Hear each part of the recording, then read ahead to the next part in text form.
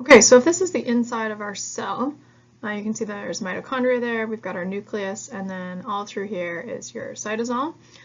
And we found that in our cytosol is where glycolysis happens, and for each molecule of glucose consumed, only 2 ATP were produced.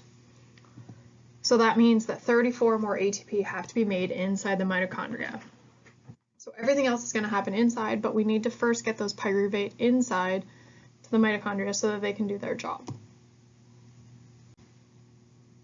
Okay, so inside the mitochondria, okay, so you're going to see the inner membrane, which is here, and we have the intermembrane space. The intermembrane space is the space just between our outer membrane and our inner membrane. So there's a space in between there where the folds are. The folds themselves here are the inner membrane. And then we talked earlier about the matrix being on the inside. And then finally, we've got some cristae on the inside as well. Okay, this is what the mitochondria actually looks like in reality. Okay, you can see some of the linings of the inner membrane. You can see the outer membrane, and then the cytosol in the middle.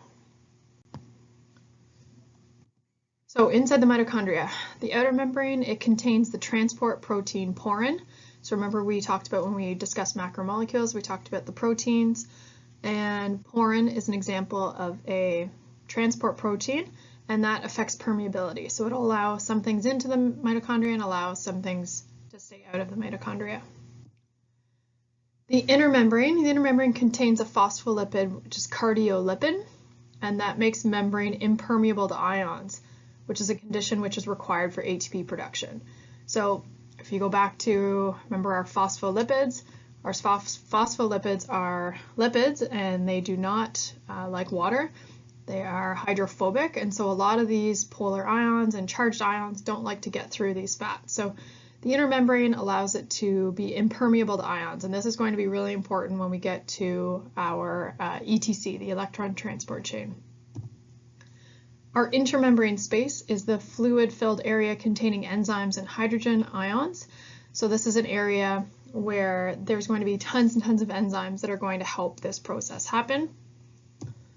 And the fact that there are hydrogen ions in the intermembrane space is going to be, again, very, very crucial when we get to the ETC. The matrix, so the fluid on the inside of the inner mitochondrial membrane, is where Krebs cycle happens. And the cristae is the folds of the inner membrane where the electron transport chain enzymes are found. So these are all the folds themselves, and you'll see this is where the enzymes are found that we're going to use later on. So what happens to those pyruvate that we make at the end of glycolysis? So you can see here we've got our pyruvate, and there's two options. Okay, so essentially those two options can be whether there's no oxygen present or whether there's oxygen present. If there is oxygen present, then they're going to come down and be turned into something called acetyl-CoA. Okay, if there is no oxygen present, then they're going to go down to this process here. They stay in the cytosol, and it's going to turn into either ethanol or lactate, depending on what type of organism you are. So in the absence of oxygen, so when there is no oxygen, pyruvate gets fermented. Okay, so that's this process here. Pyruvate gets fermented, and what it does is it oxidizes our NADH to our NAD so that glycolysis can continue.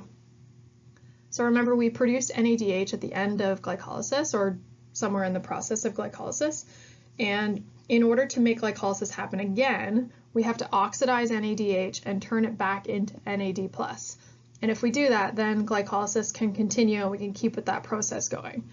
So if you remember, at the end of that whole process, we're going to end up with 2 ATP. Okay, so organisms that don't require oxygen, or if there's a lack of oxygen, they'll just keep going and they'll constantly just make those 2 ATP. Now, if oxygen is present, then pyruvate will get turned into acetyl-CoA, and acetyl-CoA is a coenzyme that's going to help drive the Krebs cycle. And then it gets added to other molecules in order to get rid of CO2. So we're going to walk ourselves through that process in a second. But essentially, if oxygen is present, it's going to turn into acetyl-CoA. Okay, so we have 2 spaces that this is occurring in. The first is our intermembrane space, and the second is right inside the mitochondria. And so The intramembrane space, remember, is the space in between the outer and the inner membrane. Okay, and if we look at our pyruvate molecule here, okay, it cannot get into the mitochondria on its own. Okay, it will not allow it to pass through. So what has to happen is some enzymes need to act on it.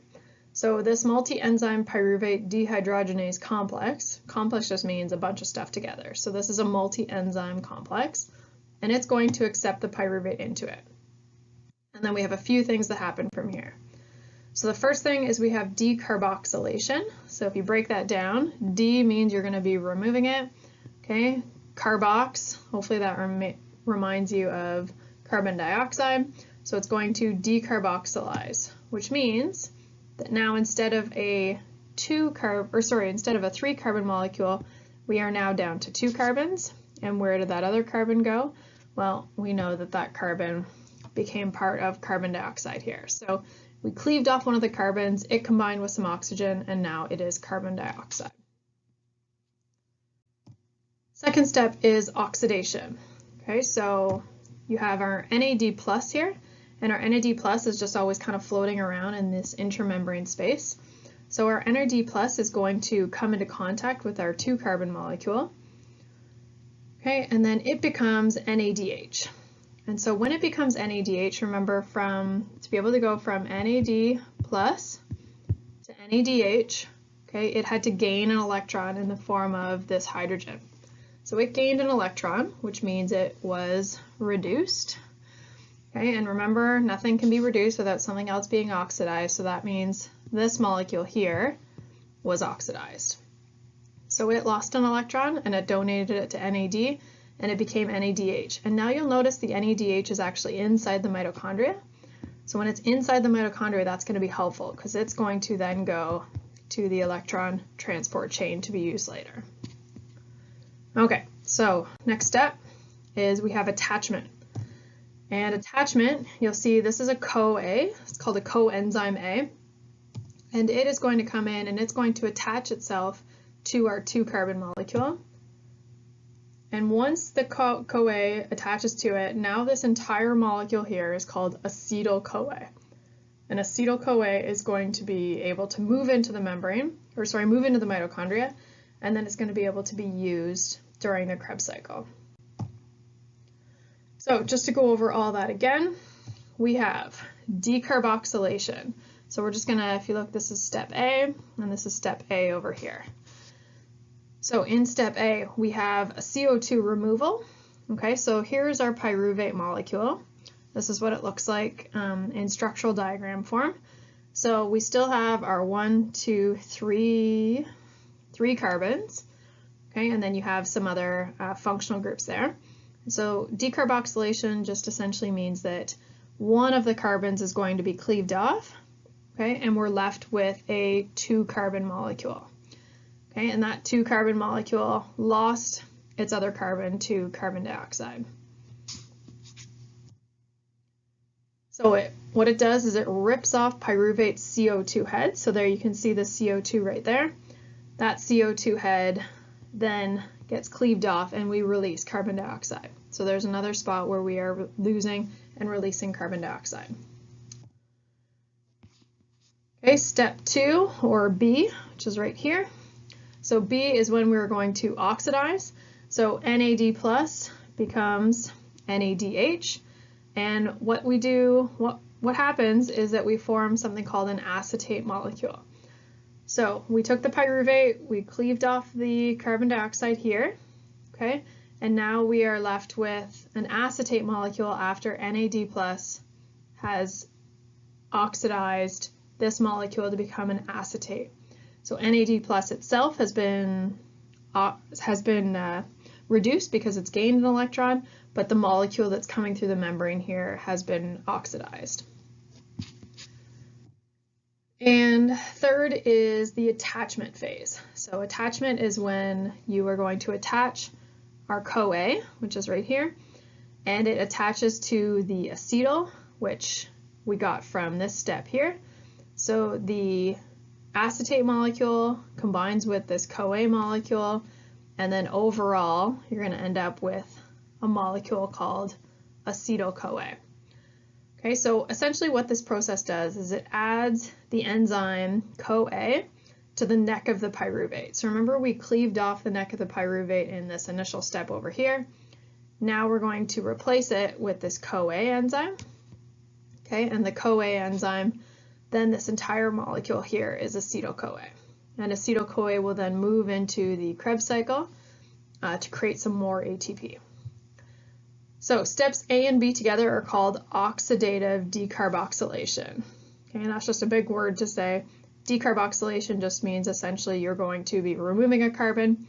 Oxidative means we require oxygen for that to happen because the oxygen needs to combine with the carbon to make carbon dioxide. So in the transition reaction, for each molecule of pyruvate, we make one CO2. So one CO2 gets released right here,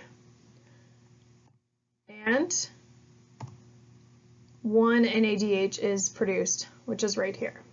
Okay, but that is for each molecule of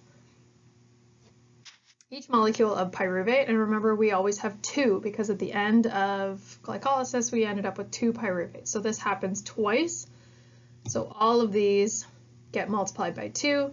So essentially we had 2 carbon dioxides released and 2 NADH were produced.